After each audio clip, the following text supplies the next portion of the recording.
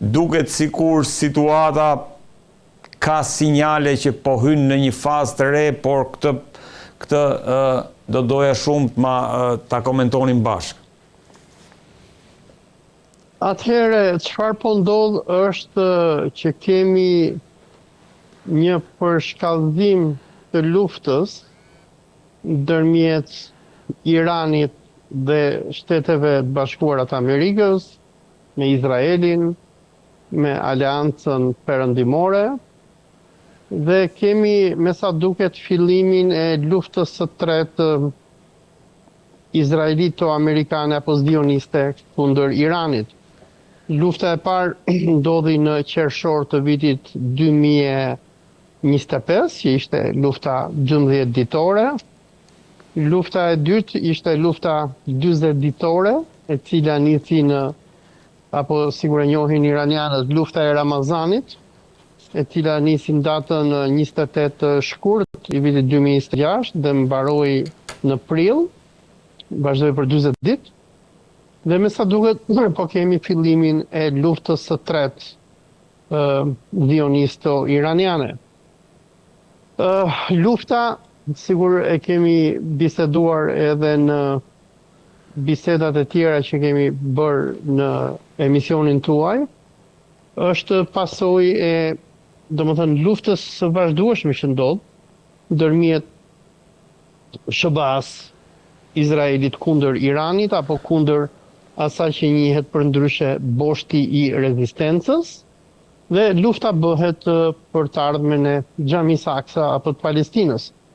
Irani, që prej revolucionit islamik të vitit 1979, është kthyer në një nga vendet kryesore mbështetëse të kauzës palestineze, dhe pasi amerikanët me rënien e Bashkimit Sovjetik shkatruan të gjitha qeverit arabe që mbështetnin Palestinën, Irani është guri i fundit që duhet rrëzuar. Dhe armpushimi që ndodhi në mesin e prillit, sikur e kemi edhe diskutuar këtu, ka qenë armpushim nëpërmjet të cilit amerikanët do të riarmatoseshin dhe do të nisnin një luftë tjetër.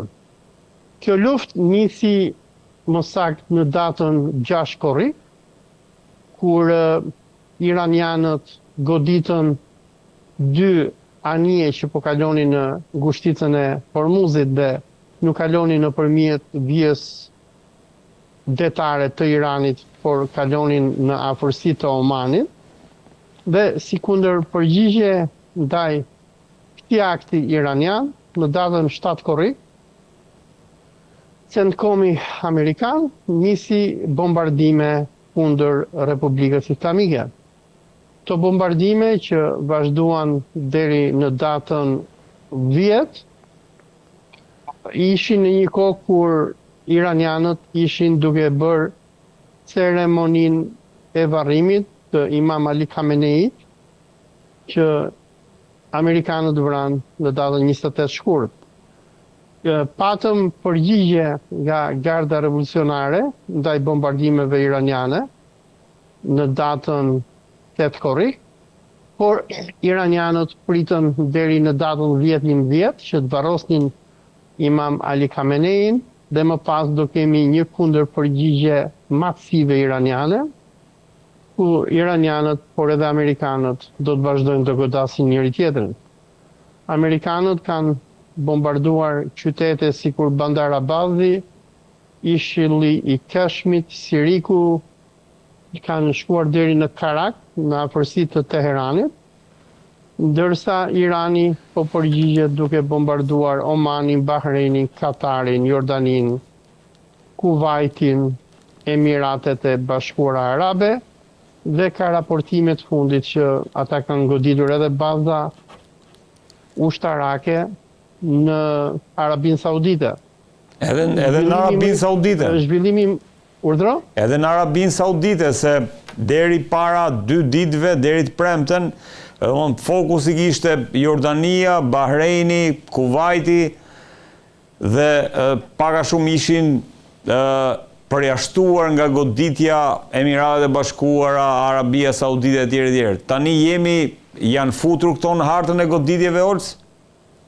Janë futur këto në hartën e goditjeve dhe zhvillimi më i fundit që po ndodh në këto minutat e fundit është që ka bombardime masive në Abu Dhabi nga Irani, ndërsa Arabia Saudite, edhe në Dubai gjithashtu, ndërsa Arabia Saudite ka hyrë në luftë kundër Yemenit, ku qeveria e jugut të Yemenit, që janë pro-sauditët, i kanë shpallur luftë Huthive që janë të përshëndruar në kryeqytetin Sana. Pra, çfarë po shohim?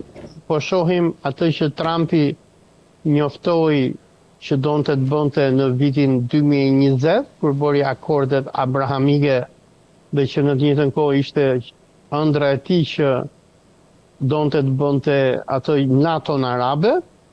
Dhe në këto momente po shohim që ka një luftë ndërmjet Amerikës edhe Izraelit, së bashku me aleatët e saj arabo-zionist, sigur Arabia Saudite, Katari, Bahreini, Kuwaiti, Emiratet e Bashkuara Arabe, ku në këto momente që ne po flasim, Arabia Saudite është duke bombarduar aeroportin e Sanës, që është aeroporti ndërkombëtar i Yemenit të Veriut, apo Yemenit i cili drejtohet nga partia e Ensarëve të Allahut. Sigur, përmendëm në një nga bisedat që patëm këtu herën e kaluar, edhe në momentet kur nuk kishte luftë ndërmjet amerikanëve dhe iranianëve, lufta po vazhdonte po në mënyrë të ftohtë. Domethënë, amerikanët dhe sauditët vazhdonin me armatosjen e kundërshtarëve të Yemenit Veriut, që janë aleatët e Iranit dhe të Palestinës. Në Irak, kryeministri që Donald Trump i ka zgjedhur për vendin, nisi të arrestoi politikan të lidhur me Iranin dhe që mbështesin luftën për shlirimin e Palestinës.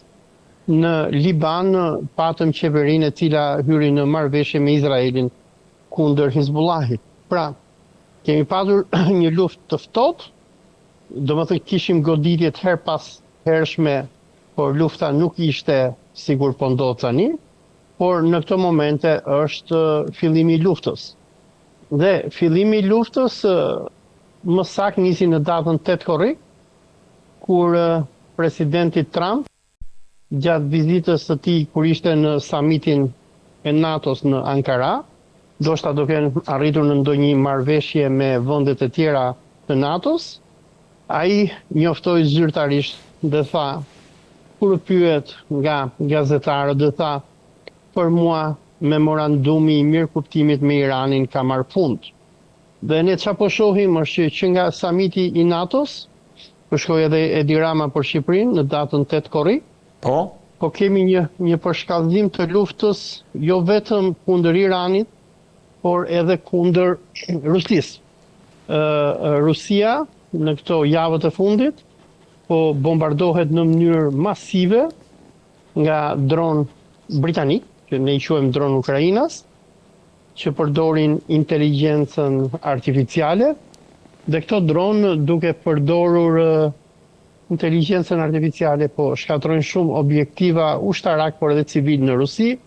Në veçanti në Rusi po goditen stacione apo benzinatët, rafineritë e naftës dhe të benzinës, dhe po kemi një krizë dhe një kaos që po krijohet në Rusi. Domethënë, me çfarë unë kuptoj është që sulmi që po bëhet kundër Iranit në këto momente, me sa duket është sulm me dy fronte. Njëri është fronti verior, ku po bëhet luftë me Rusin, dhe fronti tjetër është fronti në Azinë Perëndimore, ku po bëhet lufta kundër Iranit. Domethënë, unë shoh një përshkallëzim i cili nuk duhet na vi çudi, domethënë nëse në brenda pak javësh nuk na çon në një luftë të hapur ndërmjet dy boshteve ndërluftuese, boshtit arabo-NATO-zionist dhe boshtit ruso-iranian. Kjo po thua që mund të jetë ajo shkëndija që mund të ndezë zjarrin më pas e luftës midis dy boshteve? Do më thënë, ky samiti i NATO-s që u bë në Ankara, duhet jetë marrë ndonjë vendim, sepse ne po shohim që direkt pas këtij samiti, po kemi sulme masive si kundër Rusisë, ashtu edhe kundër Iranit. Pra, me sa duket, po kemi një vendim nga Aleanca e NATO-s për të hyrë apo për të përshkallëzuar luftën edhe më tej, dhe lajmi më i fundit që vjen në këto momente është që Britania e Madhe sapo ka shpallur Gardën Revolucionare si organizatë terroriste. Do ta kuptojmë që britanikët nuk pranonin që ta shpallnin Gardën Revolucionare iraniane si organizatë terroriste, ndryshe nga Shqipëria, të cilës ja kërkoi Marco Rubio dhe Trumpi që ta shpallte dhe ata shpallën. Por shpallja nga Britania e Madhe, kjo është pak a shumë një deklaratë lufte që me sa duket do të kemi ndonjë marrëveshje ndërmjet anglo-amerikanëve për nisjen e një lufte botërore. Jo, logjika është se herën e fundit europianët nuk ju bashkuan Shtetet Bashkuara të Amerikës dhe Izraelit në luftën kundër Iranit. Ndërkohë, Shtetet Bashkuara ishin jashtëzakonisht tërhequra në raport me mbështetjen e europianëve në luftën kundër Rusisë. Pra kjo ideja që dy fronte mund të jenë rindezur me një strategji të re nuk është habi.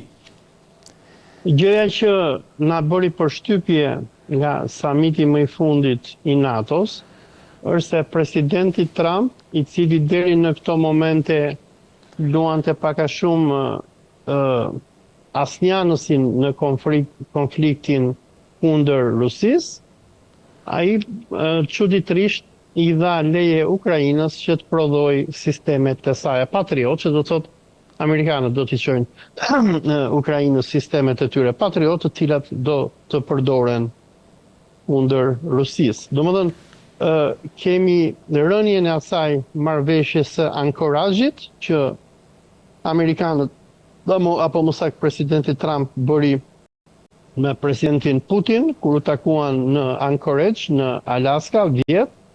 Kemi rënien e marrëveshjes së mirëkuptimit ndërmjet Iranit dhe SBA-s, dhe kemi pak a shumë, do të thënë, sigur unë e shoh situatën tani, unë e shoh situatën saktësisht si shtatori i vitit 1939, ku tani më fuqitë ndërluftuese me sa duket po vendosin që të hynë në një luftë totale kundër kundërshtarëve të tyre. Holc, ndërkohë, çfarë po ndodh në Iran nisur nga ky realitet i ri? Në Iran deri në datën 8 korrik, lideri suprem, Imam Moshtaba Khamenei, i dha leje atyre që njihen si reformator, të përfaqësuar nga presidenti Pezeshkian, që të vazhdojnë bisedimet edhe ndoshta të arrinin një farë marrëveshje me amerikanët. Por që nga data 8 korrik, kur presidenti Trump deklaroi zyrtarisht dhe tha që për mua nuk ka më marrëveshje mirëkuptimi, me sa duket, çfarë ka ndodhur në Iran është që tani Iranin e ka marrë në dorë krahu konservator, krahu i cili kërkon luftë, dhe ne patëm përpara 2 ditësh, nëse jam gabim, apo 3 ditësh, ku lideri suprem, Imam Moshtaba Khamenei, pasi u varros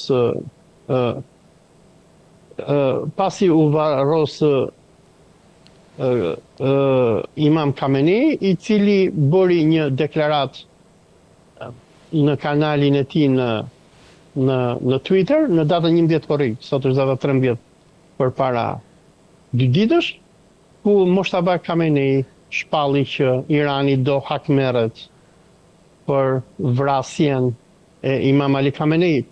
Tani, diçka shumë interesante që ka ndodhur në këto 48 orët e fundit, është që krau i djathtë i presidentit Trump, Lindsey Graham, i cili ishte për vizitë në Ukrainë, çuditërisht ka vdekur. Dhe sipas Aleksandr Duginit, një nga filozofët më të njohur rus, po hidhen dyshime sikur Grahamin mund ta ketë vrarë Izraeli, Mossadi izraelit për të akuzuar iranianët. Po ka lloj-lloj teorish konspirative për vdekjen e Grahamit. Qeveria amerikane nuk po tregon arsyen e vërtet, vetëm thuhet që ai vdiq, por po hidhen shumë dyshime që Lindsey Graham, senatori amerikan, mbështetësi më i zjarrt i Izraelit dhe i Trumpit për luftën kundër Rusisë, Iranit, gjenocidin në Gaza e tjerë, ka vdekur. Dhe teoritë që po qarkullojnë është që Grahamin ose e kanë vrarë rusët, ose e kanë vrarë iranianët, ose e ka vrarë Mossadi izraelit. Lindsey Graham, një ditë apo 2 ditë përpara se të vdiste, postoi në kanalin e tij në Telegram një poster nga Teherani, ku protestuesit iranian e kishin printuar atë foton e tij dhe i kishin vënë atë shenjën e snajperit në ballin e tij gjatë protestave. Dhe shumë iranian, pasi është hapur lajmi që Lindsey Graham ka vdekur, po thonë, okay, well done, we did our job, domethënë mbaroi puna. Është një enigmë shumë e madhe kush qëndron mbrapa vdekjes së Lindsey Grahamit, por 5 ditë më herët, domethënë në datën 8 korrik, Lindsey Graham e postoi foton ku iranianët e kishin dënuar me vdekje. Nuk do të jetë habi sikur të jenë iranianët apo edhe rusët mbrapa vrasjes së tij, por puna është që domethënë ne nuk amerikanët po e mbajnë gojën e mbyllur. Po thonë që ai pati një vdekje të menjëherët, ama nuk po jepet asnjë arsye pse vdiq Lindsey Graham. Çfarë ndodhi?